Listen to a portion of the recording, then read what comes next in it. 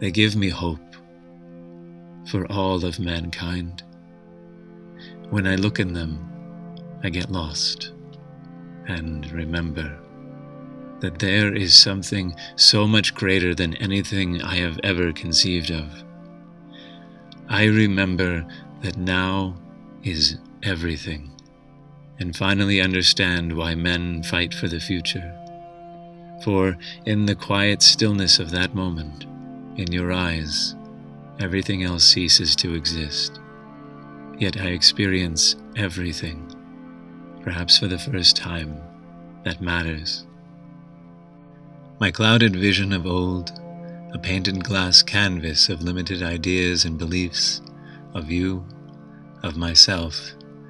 of us, calmly shatters. The loyal fog that I have played in for eons finally begins to thin, and wrapped in a soft breeze, playfully drifts through the air and casually transforms into the nothingness, unraveling everything that I thought was, leaving me to float in a warm darkness that envelops me and holds me, asking me to just breathe and wait until I can be still, so I can be present, so I can see the dawn break, revealing a vast horizon of new worlds of unlimited potential to love again. Across a landscape that I remember from my dreams, laying the ground for a new story. It is the stuff composed of legends written in love. I return to your eyes and see so clearly how I have been fighting to prove myself worthy of you again, and hid the parts of me that I hated, and in the process, killing myself, killing us,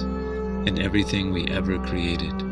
only because I forgot what I am, only because I could not look you in your eyes long enough to feel, to remember, to see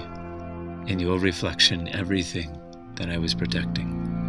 keeping my worthlessness from you, avoiding my deepest truths, hidden from my consciousness, hidden from letting you see that I had created a problem I was not truly trying to solve, because I was scared to feel you again, to remember what love felt like, to lose you again. I left to be more, so you could accept me, but in that moment, my life as I knew it stopped, and I became less, no longer accepting myself. I see what I've been doing. I see you, a mirror, an inspiration, a goddess, a creator, love, for all of life, my equal, my soulmate, my queen, my co-creator, my love. Now imagining you laying down across from me, taking your eyes in, I let them strip me of my protective fabric, allowing you to see my deepest shame, my greatest fears, my grief, my pain, and my confusion that everything I thought I was fighting for had been a lie. It was a story I believed and blamed you, and as the pages began to vanish on the other side, still waiting, were your eyes, angry and present, sad and patient, loving and compassionate, waiting for me to remember. Sad and angry at what I had done, but even more at forgetting what I am. I crumble as the grief flows from my eyes into the very ground I was sent to protect, and as I look up I see in you, me. And I begin to remember that I am a creator, and that I have a choice to continue to write the same story with different faces and different places, or to remember who I am and receive the gifts of this life with gratitude, claiming my own divinity and finally picking up the pen, writing the story that has been, for all of time, waiting to be told. The entire universe eagerly awaiting our choice, my choice, because it is my responsibility, for we are one.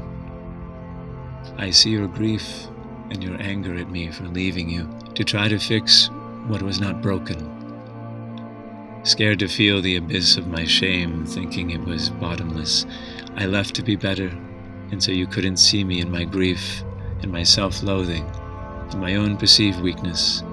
in my incompetence, thinking it would make me less whole, forgetting that was part of my wholeness, and that it was there in your arms that I could find my strength to stand again and face the army of any demon I created for myself to play with, and come home to myself, to you. I see your grief that my inconsistent winds have caused you, to lose trust in me, impulsively following my gusts of fear and going at it alone, instead of the constant stream of my heart and letting you in. I never wanted to leave you, but because I couldn't hear you over the chaos of my fears, forgetting that we are one, that what I could not see could only be seen together with you, that the only thing I needed to do was to sit and just feel all of it with you. We can choose, my fellow brothers, to love, to protect, to be constant, to be the tree with roots so deep that should lightning strike, it would only add character to its ever-growing and expanding pillars that reach into the faraway lands and endlessly into the sky for you to climb on and dance under, and like a flower open and sing, reminding me why I live and inspiring me with your vibrant song to be more, or to continue to forget, to take, to hurt, to intimidate, to run, to freeze, to hide, to control, all because we forgot our own divinity. All because we forgot to love ourselves, a greater self that can only be reflected back from the eyes of a woman. You are the one thing they can never conquer, for it is why we fight. And even that is because we are lost. For if we could only see what has been right in front of us all along, the earth would tremble in resounding joy as all arms fell to the ground, and in a moment of silence, the only question that can be heard in total disbelief is, what have we been doing? Become unshakable, my brothers, and if you are shaken, be vulnerable, be present, feel the tremors, letting them guide and delight you with the opportunity to grow deeper, higher, and wider, expanding into new lands and what you never knew possible, and provide a glorious canopy that love can dance endlessly under. Climbing your branches to safely see the world, sensuously biting into your fruit and sucking the sweetness from your branches, as the juice pours down her, through and over her vessel, inspiring her to create yet again.